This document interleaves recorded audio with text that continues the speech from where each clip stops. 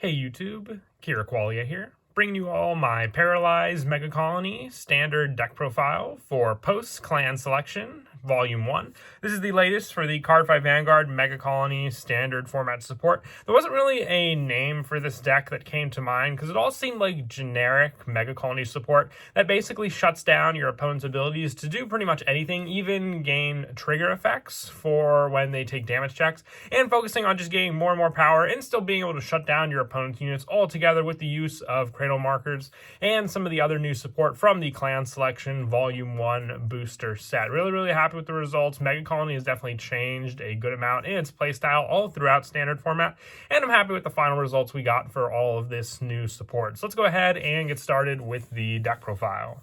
So for our grade 3 units, for our main go-to one, we're running 4 Worm Toxin Mutant Venom Stinger. It has a wall of text. That was the first thing I noticed when I pulled this card. On the Vanguard Circle, when a card is put into your opponent's damage zone during your turn, this unit gets plus 10,000 power until end of turn. So it's a great way just to boost up this unit's power. Attacking with a rear guard first and then just initiating the damage check can give this card enough power to hit over your opponent's Vanguard. And then on Vanguard Circle, when it attacks, you can counter blast 1, put a rear guard into your soul until the end of that battle. Even if a trigger unit is revealed for your opponent's damage check, that trigger unit does not activate, and you perform the same trigger effect as the card's trigger effect. Then use Count Soul Blast 1. Grade 3, choose 2 cards from your opponent's damage zone, put them into his or her drop zone, and deal 1 damage to your opponent's Vanguard for each card put into his or her drop zone. So it's basically just giving you more and more setup for your opponent to potentially give you damage checks for the fact that you'll power this card up with the second card's damage checks alone. And then also any trigger effects your opponent gets will basically go to this guy and stop your opponent from getting them. So even, the additional criticals they get, you name it, it's that much more scary. And even more scary if you go up against cards, let's say, for the trigger effects, a front trigger, and going up against an Excel deck makes it all the more scary because it'll be the first time a Megacolony deck can ever make use of front triggers in that way.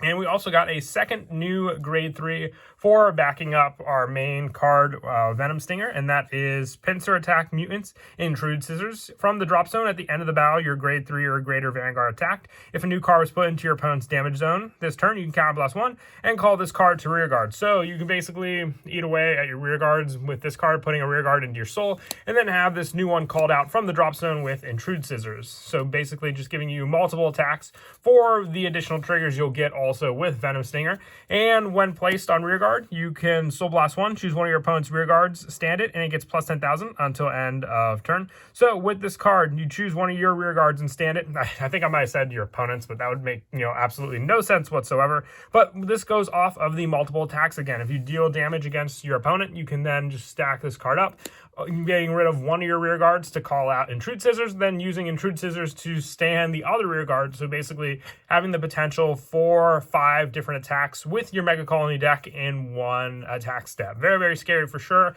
So it's basically a backup grade 3. You never want to ride this card. It does have Imaginary Gift Protect, so if need be, you can get gift markers with it, but it has no other, Vanguard ability. It all works solely on the rear guard plays, with Venom Stinger being your main go-to Vanguard grade 3. With the additional support, which it can be used on Vanguard, but I've used this card ever since Megacolony came out for standard format and still love using it today, and that is Death Warden Antlion. On Vanguard or rear, when it attacks, you Soul Blast a grade 3, and discard 2 cards. That's where I got the 2 from.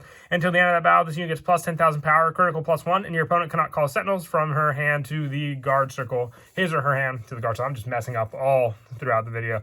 But with this, it's pressure. Once again, it's a Vanguard ability or a rear guard ability that can work, and just with the restand power that you can do with Intrude Scissors, if you even just set up the grade 3 in your soul using Venom Stinger, you have the Soul Blast ready to go for this card. It's not even a once per turn because I don't think they really planned for too many stand powers when this card came out, so you could potentially attack with it for this card and then restand it again and then just stack those powers, getting the plus 10 and critical for that attack. Very scary for sure, just being able to restand it again and have the same guard restrictions as well. And that is it for the grade 3s. We'll now move on to the grade 2s. With plenty of grade 3s to run, I still run the 4 Machining Mantis for search power. On Vanguard or Rear, when placed, you counterblast 1, look at 6 cards from the top of your deck, reveal up to 1 grade 3 card from among them, put it into your hand, shuffle your deck, and this unit gets plus 6,000 till end of turn. So depending on what grade 3 you need, we definitely want to have the proper Vanguard ride target, but being able to have just the backups if we already have that, or even just the pressure card to rely on, having Machining Mantis as that grade 3 searcher just for an easy counterblast. And most of the time, running 11 grade 3s, you will get your search off and be able to make use of this card fully at 4 numbers. And I also run 4 of the Spear Attack Mutant Megacolony Lancer. When this one on Rear, when it attacks a Vanguard, this unit gets plus 2,000 until the end of that battle for each of your opponent's rest rear guards. Then put a rear guard into your soul, and your opponent cannot intercept until the end of the turn. So once again, setting up more grade 3s in our soul for other cards like Death Ward and Antlion. Just really, really good for that power, or even just providing Soul Blast power for Intrude Scissors altogether. And most of the time, you can potentially have this card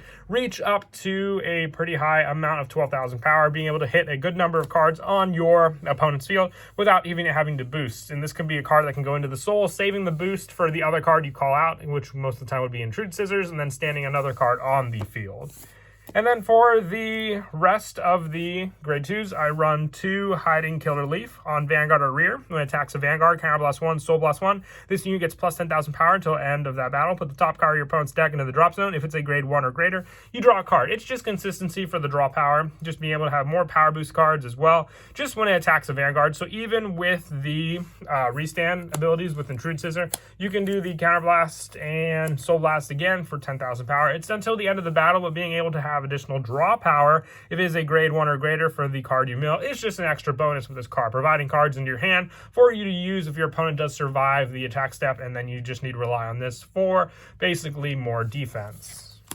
And that is it for the grade 2s. Moving on now to the grade 1s. I run 4 Mutant Gentleman High Class Moth. From the deck or soul, it's regarded as a grade 3. So just even more pressure for the Soul Blast, for the fact that with cards like Death Ward and Antlion, you have to Soul Blast a grade 3, and the same goes for Venom Stinger. Having this card be the potential ride target just from the deck or soul makes it that much better of a Soul Blast. And on Rear, you rest this unit, put a normal unit from your drop zone on the bottom of your deck to countercharge 1, choose one of your opponent's rear guards. That unit cannot intercept until the end of turn, and this ability may only be used with a card of the same name once a turn. But once again, this is just an additional grade 3, basically, counting in name, and being able to set it up in your soul makes it all the better. So you definitely want to run 4 of this card for that setup. It's just a great card to rely on for those additional plays, and then being able to have more options to shut down your opponent's plays with a once per turn of a card of the same name. And I also run 4. This card was from the Cradle Marker Gradora, but still like it. It's Cleared Breeze on Vanguard or Rear. When placed, discard a card from your hand, draw a card. If you discard a grade 3 for this cost, choose one of your opponent's rear guards without any Cradle Markers and put a Cradle Marker on it. With the Cradle Marker, it cannot boost, intercept, or when it is retired, you search your deck for up to 1 card with the same grade as that unit. So it's search power altogether. And also for the option, just more and more discard power with plenty of grade 3s for the discard that can easily be recycled back into the deck with High Class Moth also.